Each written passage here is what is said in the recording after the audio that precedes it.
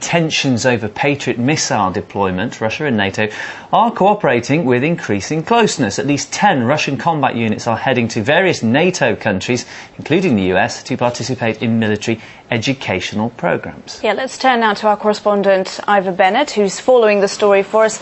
Ivor, why is Russia sending troops to NATO countries?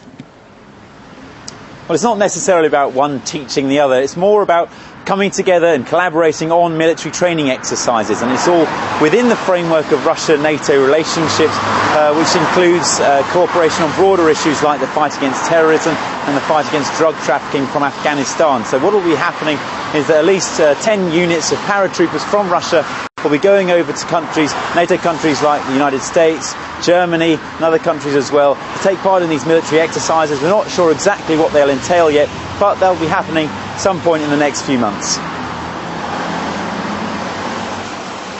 And Ivor, is this sort of cooperation a usual thing?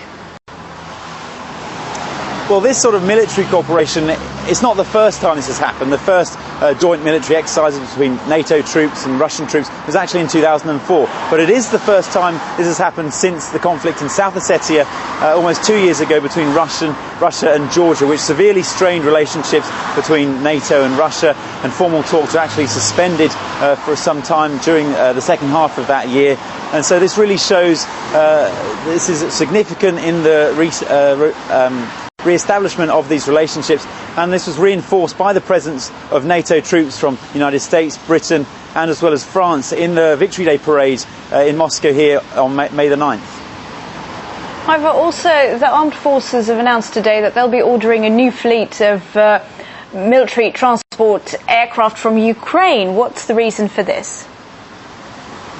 Yeah, that's right. They've said actually the production of this, the Antonov 124, which is the biggest cargo plane in the world, actually, will be starting again very shortly.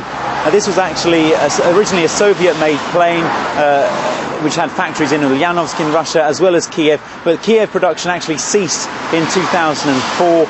And after political disputes between Ukraine and Russia. So the re-establishment of this production of the plane is along similar reasons, really, as to why Russia is sending troops to NATO countries for training. It's all about re-establishment of relations. Due to the recent thaw in relations between Ukraine and Russia, that's why they're planning on re-establishing the production of this plane. And they have, as you say, actually said they'll be ordering a new fleet of this aircraft. So it's all about re-establishment of relations today. OK, bringing us the latest details on Russia-NATO cooperation. That's our correspondent Ivor Bennett.